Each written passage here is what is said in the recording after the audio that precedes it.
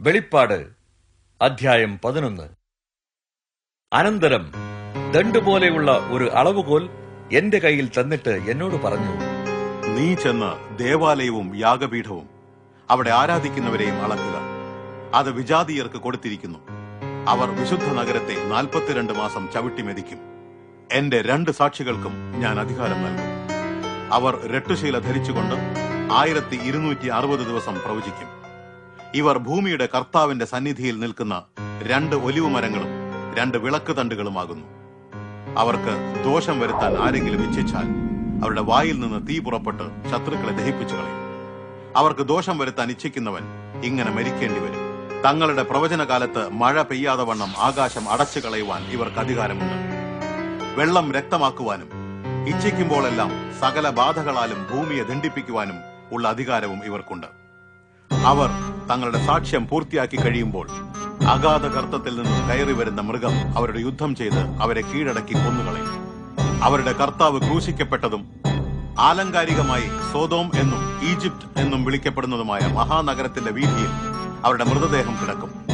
സകല ജനവിഭാഗങ്ങളിൽ നിന്നും, ഗോത്രങ്ങളിൽ നിന്നും, ഭാഷകളിൽ നിന്നും, രാജ്യങ്ങളിൽ നിന്നുമുള്ള ജനങ്ങൾ 3.5 ദിവസം അവരുടെ മൃതദേഹം കാണും. അവയെ കല്ലറയിൽ വയ്ക്കുവാൻ അനുവദിക്കുകയുമില്ല. ഈ പ്രവാചകന്മാർ 2 പേരും ഭൂവാസികളെ ദണ്ഡിപ്പിച്ചതുകൊണ്ട് ഭൂവാസികൾ അവരുടെ മരണത്തിൽ സന്തോഷിച്ച് ആഹ്ലാദം കൊണ്ടാടുവാൻ അന്യോന്യം സമ്മാനങ്ങൾ കൊടുത്തയക്കും. 3.5 ദിവസത്തിന് ശേഷം ദൈവത്തിൽ നിന്ന് ജീവശ്വാസം അവരിൽ വന്ന് അവർ കാലൂന്നി നിന്നു. അവരെ കണ്ടവർ ഭയപരവശരായി. പിന്നെ ഇവിടെ കയറി വരുവിൻ എന്ന് സ്വർഗത്തിൽ നിന്ന് തങ്ങളോട് പറയുന്ന ഒരു മഹാശബ്ദം അവർ കേട്ടു. അവർ ഒരു മേഘത്തിൽ സ്വർഗത്തിലേക്ക് കയറി. അവരുടെ ശത്രുക്കൾ അവരെ നോക്കി നിന്നു. ആ മണിക്കൂറിൽ തന്നെ ശക്തിയേറിയ ഒരു ഭൂകമ്പവും ഉണ്ടായി. നഗരത്തിന്റെ 10 ഭാഗം തകർന്നു വീഴുകയും ചെയ്തു. ഭൂകമ്പത്തിൽ 7000 പേർ കൊല്ലപ്പെട്ടു. ശേഷിച്ചവർ പരിഭ്രാന്തരായി സ്വർഗത്തിലെ ദൈവത്തെ മഹത്വപ്പെടുത്തി. 2ാമത്തെ കഷ്ടം കഴിഞ്ഞു, ഇതാ 3ാമത്തെ കഷ്ടം വേഗം വരുന്നു. 7ാമത്തെ കാഹളം. 7ാമത്തെ ദൂതൻ കാഹളമൂതി.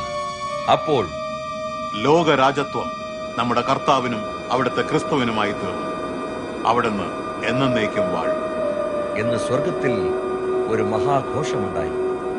ദൈവസന്നിധിയിൽ സിംഹാസനങ്ങളിൽ ഇരിക്കുന്ന 24 മൂപ്പന്മാർ കവിണ്ണു വീണു ദൈവത്തെ നമസ്കരിച്ചുകൊണ്ട് ഇപ്രകാരം പറഞ്ഞു: ആയിരിക്കുന്നവനും ആയിരുന്നവനുമായ സർവശക്തിയുള്ള ദൈവമായ കർത്താവേ, അവിടുന്ന് മഹാശക്തി ധരിച്ച് വാഴുകയാൽ ഞങ്ങൾ അങ്ങയെ വാഴ്ത്തുന്നു. രാജ്യങ്ങൾ ശോഭിച്ചു, അവിടുത്തെ ക്രോധവും വന്നു.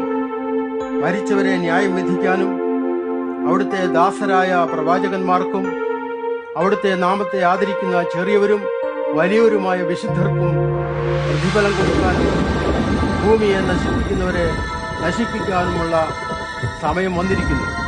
അപ്പോൾ സ്വർഗത്തിലെ വിശുദ്ധ മന്ദിരം തുറന്നു. മന്ദിരത്തിനുള്ളിൽ ദൈവത്തിന്റെ നിയമപെട്ടകം കാണപ്പെട്ടു. മിന്നലും നാദവും ഇടിമുഴക്കവും ഭൂകമ്പവും വലിയ കന്മഴയും ഉണ്ടായി.